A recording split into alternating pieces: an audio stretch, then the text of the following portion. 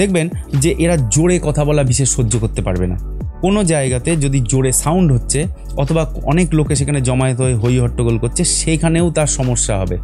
হঠাৎ হঠাৎ তার ব্রেন বেশি কাজ করা শুরু করে দেবে। এই জিনিসটাকেই বলা হয় প্যানিক অ্যাটাক।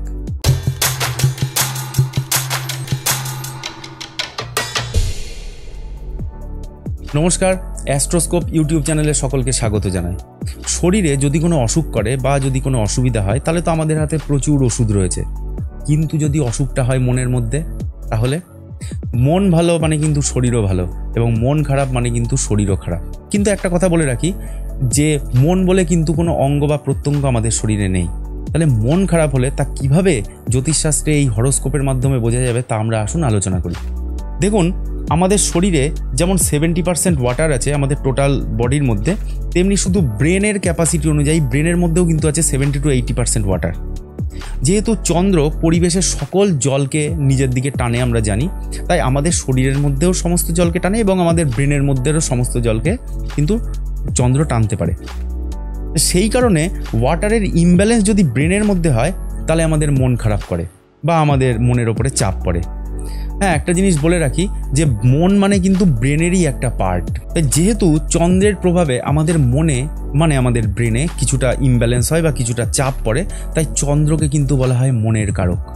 ঠিক আছে, বা যাই হোক, আমরা চার্টে প্রথমে কতগুলি শর্ত দেখে নিই, যে কিভাবে আমরা বুঝবো যে কারোর মেন্টাল অ্যাংজাইটি বা এরকম প্যানিক অ্যাটাক তার আছে। প্যানিক অ্যাটাকের ব্যাপারে আমি পরে আসছি। আগে দেখুন যে চন্দ্রের কি কি পজিশনে এগুলো বোঝা যায়।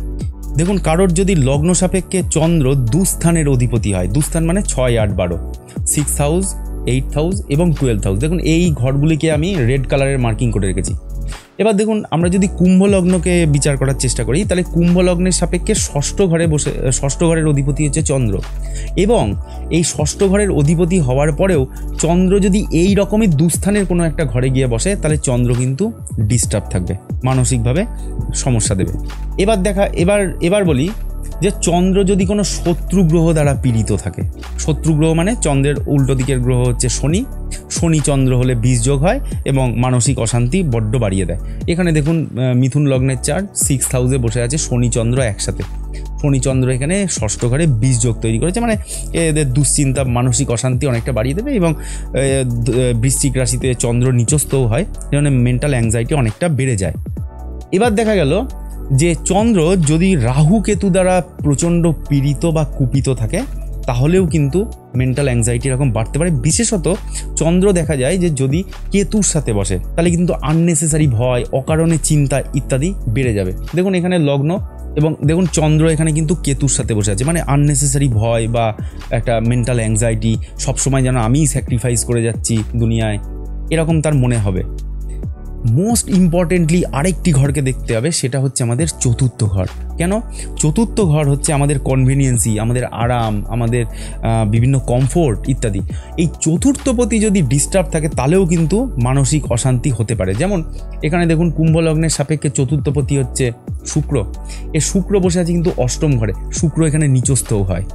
তো এখানে তার চতুর্থপতি চলে গেছে অষ্টম ঘরে, মানে মানসিক শান্তি তার চলে গেল, সে মানসিক শান্তি পাবে না। জীবনে যদি কোনো ঘটনা ঘটে, তার জন্য কিন্তু শুধুমাত্র একটি গ্রহ বা একটি ঘর এরকম কিন্তু দায়ী নয়, তার জন্যে অনেকগুলি ইনফ্লুয়েন্স থাকতে হয়। যেমন ধরুন, চতুর্থপতি গিয়ে বসলো অষ্টম ঘরে, তার মানসিক শান্তি চলে গেল। চন্দ্র গিয়ে বসলো শনির সাথে, তার মানসিক শান্তি চলে যাওয়ার সাথে সাথে তার এন্ডলেস চিন্তাভাবনা আসা শুরু হলো। তার মানে তার মাইন্ড প্রথম কথা ডিস্টার্ব হলো, আবার সে মন ভালো করার কিছু পেলেও না। এই জিনিসের ডাইরেক্ট ইম্প্যাক্ট কিন্তু আমাদের ঘুমের ওপরে পড়ে। তার ঘুম নষ্ট হয়ে গেল, তাহলে তার প্রথম কথা হচ্ছে মানসিক ডিস্টারবেন্স, তার মন ভালো হওয়ার কিছু নেই, তার ঘুমও হচ্ছে না, তার কিন্তু হয়ে যাবে মানসিক সমস্যা বা মানসিক অশান্তি। আরেকটি গ্রহ রয়েছে, যে গ্রহটির দুর্বলতা বা কুপিত হয়ে যাওয়া ডিরেক্টলি অ্যাংজাইটির সাথে রিলেটেড, সেই গ্রহটি হচ্ছে বুধ। কারণ বুধ আমাদের শরীরের নার্ভাস সিস্টেম কন্ট্রোল করে। যদি বুধ কারোর কুপিত থাকে, তাহলে দেখা যাবে দীর্ঘদিন অ্যাংজাইটি হতে হতে তার প্রথমে হাত পা কাঁপা শুরু হবে, একই কথা সে বারবার করে বলতে থাকবে, বেশি বেশি করে খাবার খাওয়া শুরু করবে, হঠাৎ করে তার বুক ধরফর করা শুরু করবে, তার ঘাম হবে বেশি, তার হঠাৎ করে মনে হবে যে এই বুঝি আমার হার্ট ফেল হয়ে গেল, নিঃশ্বাস প্রশ্বাস বড্ড বেড়ে যাবে, তার শরীর কাঁপতে কাঁপতে সে পড়েও যেতে পারে অথবা সে অজ্ঞানও হয়ে যেতে পারে। দেখবেন এই সমস্ত সিচুয়েশানে তার পটি বা ইউরিনেশনও হয়ে যেতে পারে। দেখবেন যে এরা জোরে কথা বলা বিশেষ সহ্য করতে পারবে না।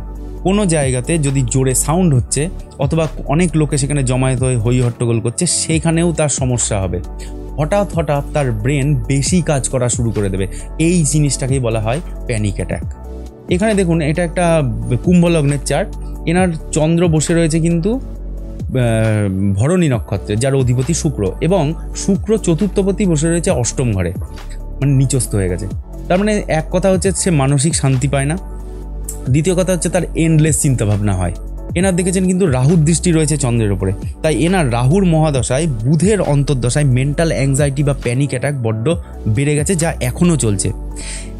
এই চার্টটা থেকে বুঝতে পারছেন না, যদি এই চার্টের আমি নবাংশটা দেখাতাম এবং D10 চার্ট দেখাতাম, সেখানে দেখতে পেতেন যে বুধ কিন্তু D9-এও নিচস্থ, মানে বুধ বসে রয়েছে মীন রাশির ঘরে, এবং D10 চার্টেও বুধ কিন্তু বসে রয়েছে মীন রাশির ঘরে।